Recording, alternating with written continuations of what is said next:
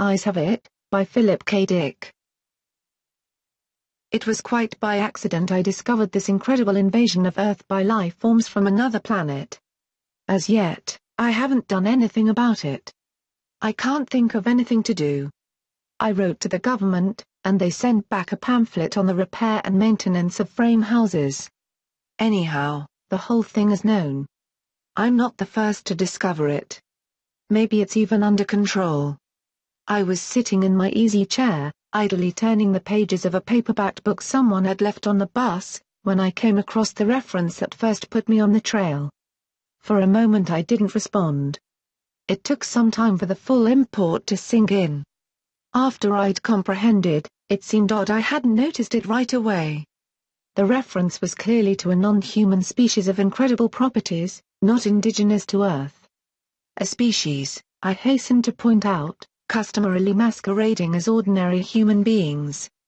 Their disguise, however, became transparent in the face of the following observations by the author. It was at once obvious the author knew everything, and was taking it in his stride. The line "and I tremble remembering it even now" read. His eyes slowly roved about the room. Vague chills assailed me. I tried to picture the eyes. Did they roll like dimes?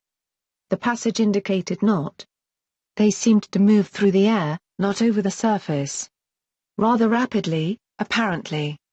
No one in the story was surprised. That's what tipped me off. No sign of amazement at such an outrageous thing. Later the matter was amplified. His eyes moved from person to person. There it was in a nutshell. The eyes had clearly come apart from the rest of him and were on their own. My heart pounded and my breath choked in my windpipe. I had stumbled on an accidental mention of a totally unfamiliar race. Obviously non-terrestrial. Yet, to the characters in the book, it was perfectly natural. Which suggested they belonged to the same species. And the author? A slow suspicion burned in my mind. The author was taking it rather too easily in his stride. Evidently, he felt this was quite a usual thing. He made absolutely no attempt to conceal this knowledge. The story continued. Presently his eyes fastened on Julia. Julia, being a lady, had at least the breeding to feel indignant. She is described as blushing and knitting her brows angrily. At this, I sighed with relief. They weren't all non-terrestrials. The narrative continues. Slowly, calmly, his eyes examined every inch of her. Great Scott! But here the girl turned and stomped off and the matter ended. I lay back in my chair gasping with horror. My wife and family regarded me in wonder. "What's wrong, dear?" my wife asked. I couldn't tell her. Knowledge like this was too much for the ordinary run-of-the-mill person. I had to keep it to myself. "Nothing," I gasped. I leapt up, snatched the book, and hurried out of the room. In the garage, I continued reading. There was more. Trembling, I read the next revealing passage. He put his arm around Julia. Presently she asked him if he would remove his arm. He immediately did so, with a smile. It's not said what was done with the arm after the fellow had removed it. Maybe it was left standing upright in the corner. Maybe it was thrown away. I don't care. In any case, the full meaning was there, staring me right in the face. Here was a race of creatures capable of removing portions of their anatomy at will. Eyes, arms, and maybe more. Without batting an eyelash. My knowledge of biology came in handy, at this point. Obviously they were simple beings, unicellular, some sort of primitive single-celled things. Beings no more developed than starfish. Starfish can do the same thing, you know. I read on. And came to this incredible revelation, tossed off coolly by the author without the faintest tremor. Outside the movie theater we split up.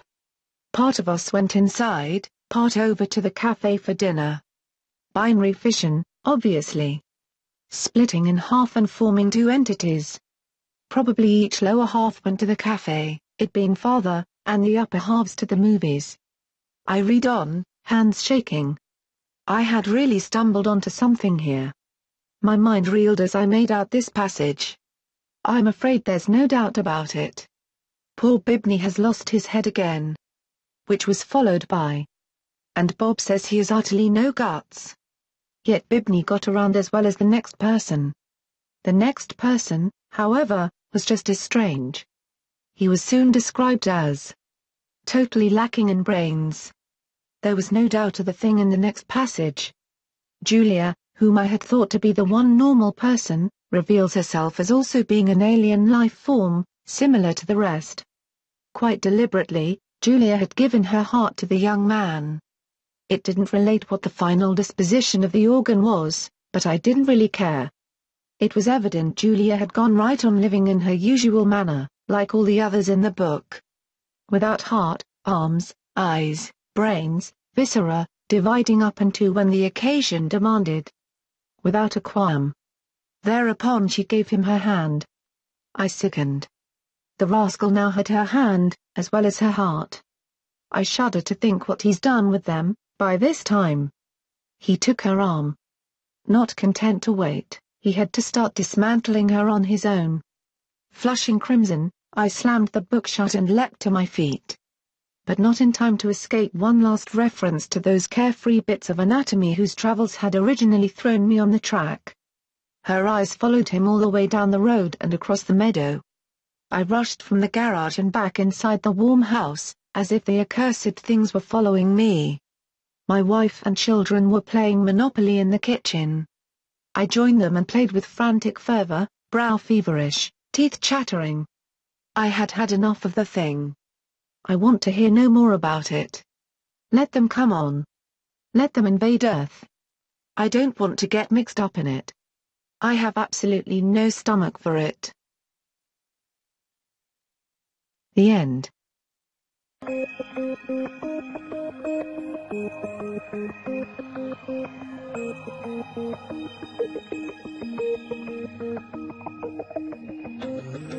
This story was brought to you by the YouTube channel, This Week in Audiobooks. Thanks for listening. If you'd like to hear more, don't forget to subscribe.